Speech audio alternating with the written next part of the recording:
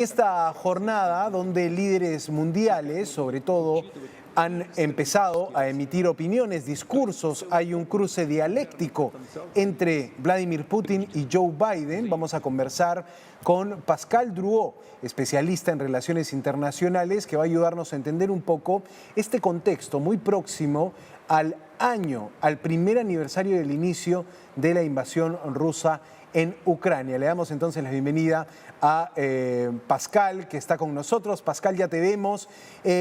¿Cómo llega tanto Ucrania y Rusia al aniversario del primer año de este conflicto? Hoy día, los líderes políticos, en el caso de Joe Biden, que apoya a Ucrania, y el caso de Vladimir Putin, se han despachado con declaraciones, con ideas, con discursos que parecen sentar posiciones. Muy buenos días, Pascal Drouot. Buenos días y gracias por recibirme. Bueno, creo que mucho más allá de unos aspectos que llevan sobre visitas, sobre discursos, ahí sí aparecen dos visiones, dos líneas bastante incompatibles hoy en día. Como muy bien has dicho, estamos conmemorando el primer año del conflicto. Putin sigue hablando de la operación militar especial, cuando en Ucrania y con sus aliados están hablando y estamos hablando de conflicto y de guerra. Pero sí, ya un año después, ya son mucho más que unas solas operaciones militares geográficas, son visiones del mundo, visiones de la noción de seguridad, visiones de sociedad que se están ahí enfrentando. Correcto, clarísima la posición que mostró hoy Vladimir Putin. Parecía también querer responder a la visita que hizo Joe Biden a Kiev. Algunos consideraron esta arriesgada visita que hizo el presidente de los Estados Unidos como un acto de provocación, incluso como una humillación a Putin, diciéndole: yo puedo venir al territorio que está en una guerra contigo. ¿Cómo viste la visita sorpresiva del presidente de los Estados Unidos a Kiev? Bueno, fue sorpresiva porque no había sido anunciada, pero era esperada.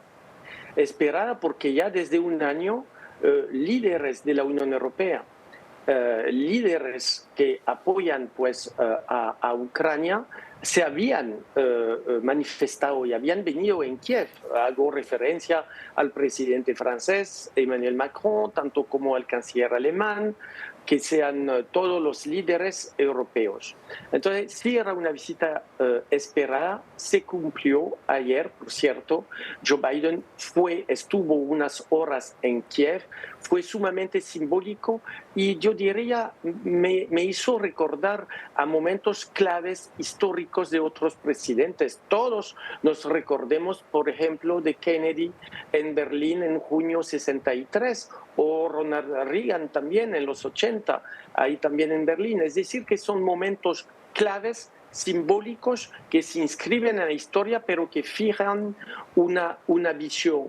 Y, por cierto, y lo dijiste muy bien, hoy en día Putin, en un discurso anual a la nación, no es un discurso por casualidad, es hoy en día el discurso a la nación que hizo Vladimir Putin, pero Putin sí contestó obviamente a Biden, contestó a los aliados de Ucrania, recordando varias cosas.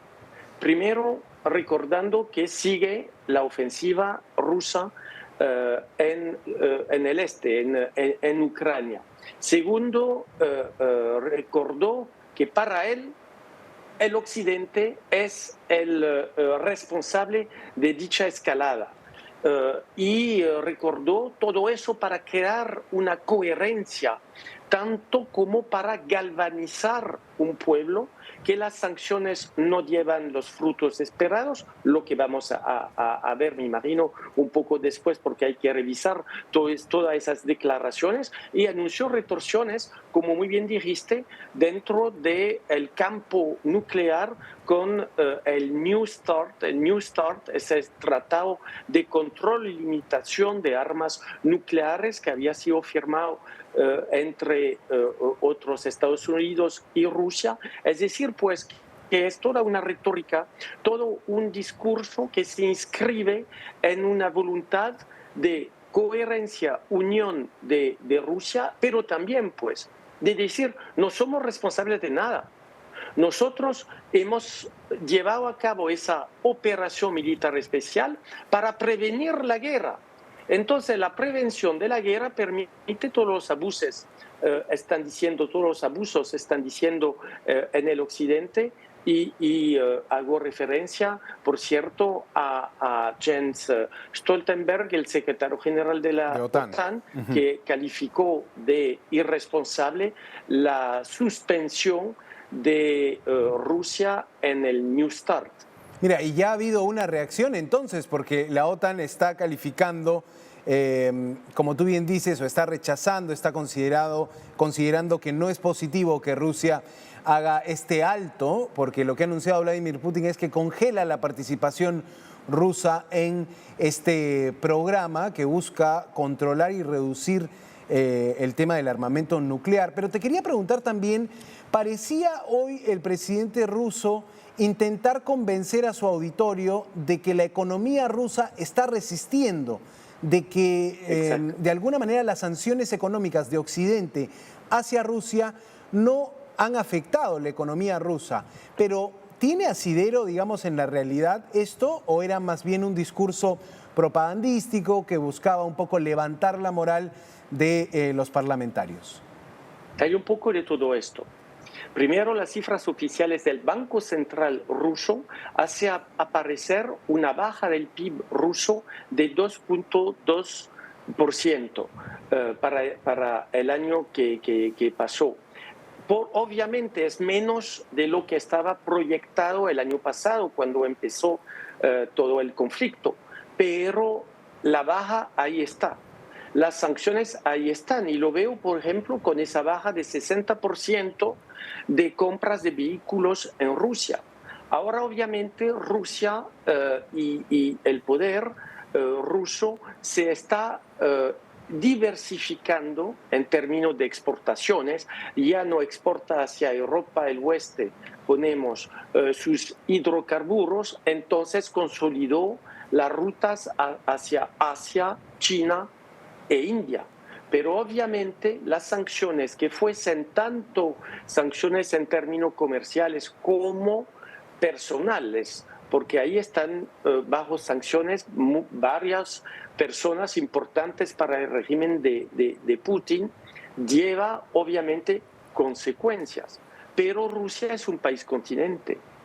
Rusia, como dijimos, ya busca otros sectores de exportaciones, y como dije, hoy en día vemos muy bien cómo está pues privilegiando la Asia, una China que ya se abrió nuevamente al mundo después del periodo de la COVID, con una demanda extremadamente importante, tanto como India. Entonces, eso disminuye obviamente el peso de las consecuencias de sanciones, pero ahí están definitivamente. Pero además de sanciones, es cierto que es hoy en día el papel internacional de Rusia, la imagen de Rusia que está puesta en tela de juicio, porque obviamente en este discurso, como dijimos, Putin intentó definir pues una coherencia, recordar la visión, recordar el rumbo, pero justificando, diciendo, nosotros estamos atacando para prevenir los que quizás nos van a atacar. Creo que hay un límite a eso, y no permite, pues no se puede permitir cualquier abuso, sobre todo para Rusia. Rusia no es cualquier país. Rusia es definitivamente es una potencia en el mundo. Rusia es un país con una historia, con filosofía, con una conciencia, con una visión del mundo. Y hoy en día pues está reducida esa imagen a lo que en el occidente consideramos como una agresión en violación completa de todos los textos, normas del derecho internacional. Sí, clarísima la posición que quiso mostrar hoy el presidente Vladimir Putin. Ahora, Pascal, ¿qué puede ocurrir en los próximos meses en este conflicto? Porque desde la parte ucraniana se espera la llegada de algunos tanques o armamento pesado que puedan aportarle aliados de la OTAN. Y desde Rusia se tiene este anuncio de una esperada contraofensiva que podría ser determinante. ¿Qué crees que ocurra primero y qué crees que pase en las próximas semanas en este conflicto? Sí, pues hoy en día estamos en un tiempo político muy fuerte. Ya lo vimos, un año vimos las posiciones de dos líderes, que fuese el presidente de los Estados Unidos, de sus aliados, tanto como del líder del Kremlin. Se está consolidando, por cierto, las posiciones para Ucrania y sus aliados. Recuerdo, para corregir un poco también lo que se dijo durante el discurso de Vladimir Putin, pero aparte de Ucrania, nadie está en guerra contra Rusia. Recuerdo que la operación militar especial es de Rusia hacia Ucrania, pero nadie, aparte de Ucrania, está en guerra contra Rusia. Lo recuerdo porque lo podríamos olvidar escuchando lo que dice Vladimir Putin. Pero hoy en día definitivamente, y la venida de Joe Biden ayer tiene un objetivo, es decir, cristalizar las posiciones, consolidar los medios ucranianos para que puedan contestar, para contener la progresión rusa, quizás reconquistar parte de los territorios de su territorio nacional, parte de regiones, pero por lo menos cristalizar, fortalecerse y, por cierto, para eso los aliados están mandando materiales y no solamente, hay también una ayuda financiera importante, pero de material. Y como muy bien dijiste y acabo con eso, también tenemos que agregar todo el apoyo humanitario, porque lo hicieron muy bien hacer aparecer su reportaje antes de nuestra entrevista, pero son millones los ucranianos que salieron del país. ¿Y hacia dónde van? Vienen en la Unión Europea. Entonces se tiene también pues que integrar toda esa dimensión, porque lo que prevalece aquí para los europeos es la geografía. Europa hoy en día es el frente de este conflicto. Pascal Drouot, te invito a que nos acompañes a ver este momento en el que Vladimir Putin hace algunas horas hace el anuncio de que Rusia va a congelar su participación en este programa de monitoreo de armamento nuclear. Vamos a escuchar este fragmento del discurso de Vladimir Putin. Вынужден заявить сегодня о том, что Россия приостанавливает свое участие в договоре о стратегических наступательных вооружениях.